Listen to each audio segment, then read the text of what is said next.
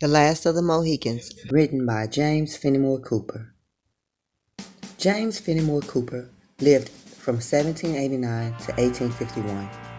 He is considered the first important American novelist, and his tale, The Last of the Mohicans, has been called the most famous Indian story of all time. Cooper was the inventor of wilderness adventures as well as sea romance stories.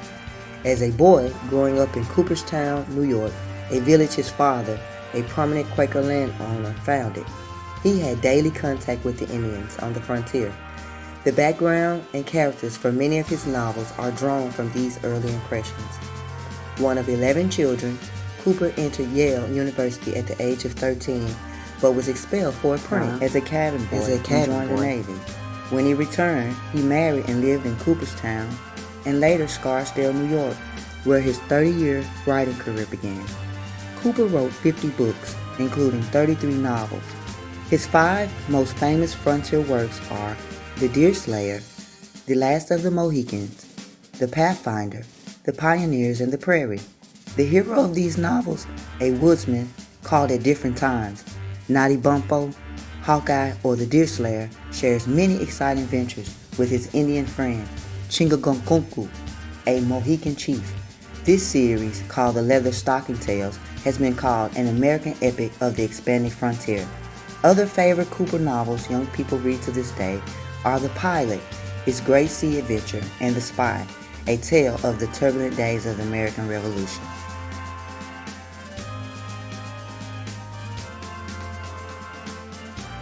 The long journey begins. Our story opens on a hot July day in 1757. It was the 3rd year of the French and Indian War, a war England and France waged for the possession of New World. Both countries were destined to lose that territory, known then as the 13 colonies. The setting is upper New York State, near the headwaters or source of the Hudson River, and nearby Lake George and Lake Champlain. Here, in these lush green forests, most of the battles were fought. The hardy colonists and the trained English soldiers had to conquer the wilderness together before they could meet the French and their Indian allies in battle. But in time, every raging river and rugged mountain pass had been conquered by these newcomers. Both sides erected forts at strategic points along the battle route, and the surrounding woods were alive with men. The sounds of their marching music rang throughout the rocky glens. The recent losses of Edward Braddock, the British general, had greatly lowered the colonists and the soldiers' morale. To make matters worse, countless massacres by barbarous Indians were still vivid in the minds of the frightened settlers. Even the bravest of our settlers and soldiers began to doubt the outcome of the war they were fighting. Therefore, when news reached Fort Edward, south of the fighting, that the French general Montcalm had been seen moving down Lake Champlain with a large army, anxiety mounted among the British and Americans. The news was delivered to General Webb at Fort Edward by an Indian runner who dashed into camp late one afternoon.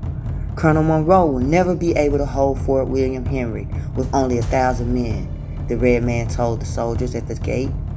He must have reinforcements immediately. General Webb, in return, ordered a detachment of 1,500 men to make the 15-mile journey between the two forts.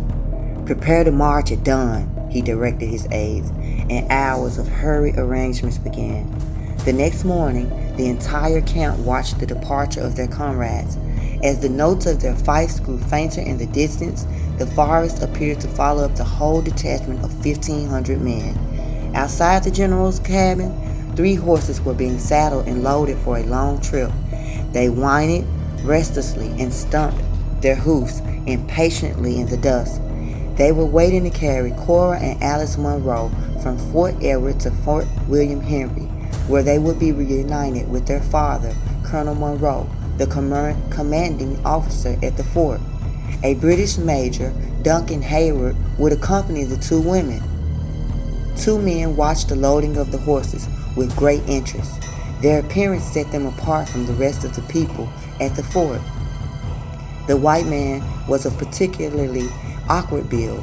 His head was large and his shoulders narrow. His arms and legs were long and scrawny.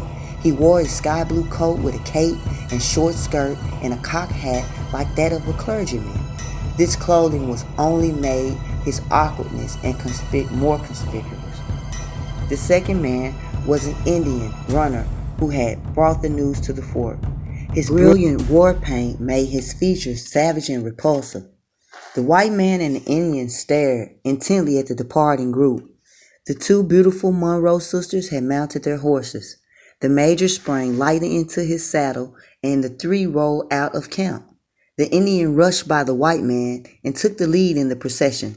Seeing him, Alice Monroe cried out in dismay, "There's something about that Indian that frightens me, Duncan. What makes you trust him?" "He's a runner for our army," Hayward answered. "And even though your father once had some trouble with him, he has volunteered to guide us to the fort by an Indian path. We will get there a lot sooner than if we follow the detachment of troops. Don't worry, my dear, he is our friend."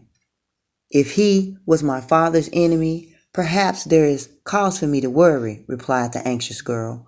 But ahead of them, the Indian had stopped and was now pointing out a path that led from the road into the thicket. "This is the way, Alice," said Hayward. "Let us move along without showing any distrust." "Cora, what do you think?" Alice Monroe asked her sister. "Wouldn't you feel safer traveling with the troops?" Cora sat frozen in her saddle. "Should we distrust our guide simply because he is a different race?" she said coldly.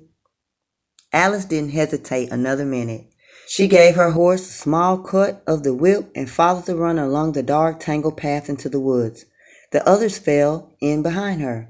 They had ridden only a short distance when a colt, gliding like a deer through the pines, came into view. His rider was none other than the comical man in the sky blue coat from the fort. Major Hayward had to suppress a smile at the sight of this ridiculous-looking man. "What can I do for you, my good man?" asked the major. Fanning his face with his cocked hat, the stranger replied, "I would like to ride in your pleasant company to Fort William Henry." "I think you have mistaken your route," the major answered haughtily. "The highway to Lake George is half a mile behind you." But their uninvited guest was not put off by the cold reception. "I've been at Fort Edward a week," he replied, "and it's time for a man of my profession to move on." "Tell me, sir, what is your profession?" asked Hayward. "I teach music. My specialty is the beautiful psalms of the Bible." "A singing master," cried Alice. "Duncan, let this fascinating man join our party." Then, in a whisper, she added, "He will be a friend if we run into trouble." Hayward nodded in agreement. The stranger gratefully fell in line with Alice, and as they rode, the two began to sing a psalm in full, sweet, melodious tones. The Indian, who was a short distance ahead of the group, turned and muttered a few words in broken English to Hayward.